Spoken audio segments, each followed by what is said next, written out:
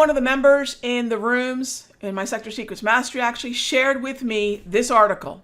Day traders lose $358,000 per day gambling on 0-day options. And by the way, I don't want to single out SPX because I would say this metric probably applies to a lot of things. SPY, QQQ, TLT, GLD, Apple, you name it. And so we want to talk a little bit about what the SPX presents as a challenge differently, but what are some of the things that traders need to do to not be one of this statistic?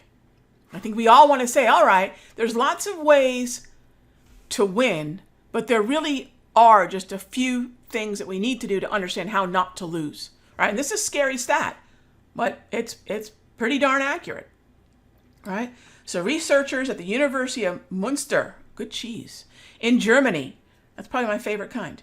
So these folks in Germany said that the crowd has lost $358,000 a day since May of 2022, when it became possible to trade expiring contracts every day, otherwise known as a 0 DTE. Wow. All right.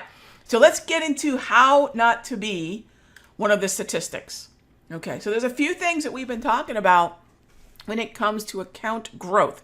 So here on the flip side of losing lots of money, what's on the other side of that coin? How do you grow an account? And there's actually 3 things that everyone can do to start off with to help grow an account. Let's start with the foundation, right? And aren't we all just here to grow an account? So on the flip side of losses, what does everyone think a losing trader, not just an SPX or anything, does? And I asked my group at the Sector Secrets Mastery, what do you think the common mistakes are? Position sizing, trading too large, chasing momentum, FOMO, absolutely. Poor timing and max debit, right? Out of the money options with a full debit, no plan, right? Buying the rip and selling the dip. And so we all came up with kind of a really easy list of, hey, what are the mistakes that traders make again and again and again, which are particularly brutal when it comes to a 0 days to options expiration. By the way, remember, this is not the only one that's 0 days to expiration. SPY, QQQ, IWM all have 0 days to options expiration. So maybe the question is not, is SPX bad, but how do we grow an account? So the first thing we got to tackle is, how are we position sizing? If you've never sat down to have a formula to say, hey, Rog, I have a way where I can position size and not present outsized risk to my account. That's number one. What is the risk to the account? So position sizing is part of that. The other part is having a predetermined threshold, because this is an unusual aspect to ES trading, SPY trading, or even SPX trading.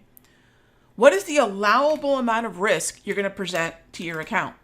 And are you determining that ahead of time? And even more importantly, are you following it? You know, a really easy way to know if you trust your entry strategy, and it's a counterintuitive way, but I find this works really well.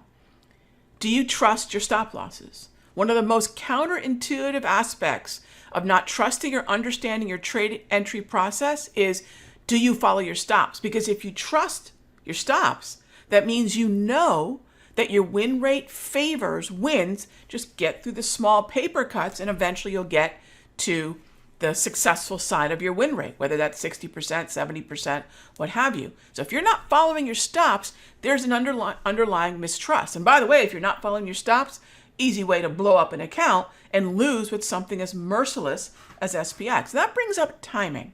The last part is timing. So whether it's QQQ, whether it's IWM, SPY, or SPX, all of these have 0 days expirations.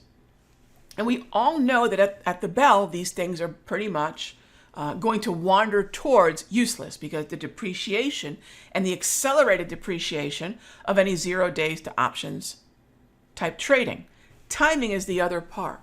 And if you've been following along with a lot of what we've been doing in the Sector Secrets Master, you know that that timing around 11:30 is very important because the European markets close, the UK markets are closing, the US is going into the lunchtime doldrums.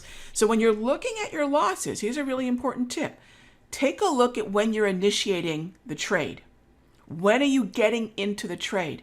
And you will find where your win rate is likely going to be better when you initiate a 0 days to option call or put earlier in the session as opposed to later in the session.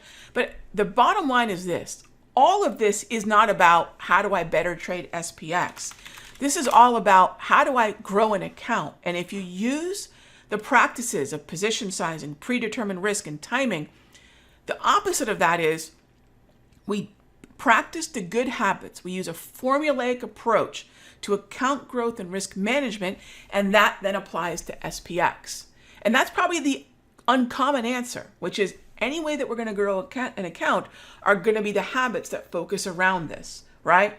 Aren't all the reasons traders lose in the SPX the reason we lose in any kind of trading? 100%. Start with those three aspects, right? Think about those. Put them down to paper.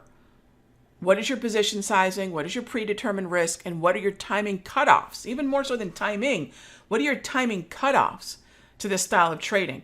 And look, this means on the flip side, if $358,000 are being lost, remember gang, that means on the flip side of that per day, $358,000, someone's making that money. And I propose, while I can't promise anything, that someone could be us. That someone should be us when we are on the right side of the price movement and using these three keys to account growth. Keep that in mind. This is going to be a theme that we're going to take into fall because this is how we beat back those losses.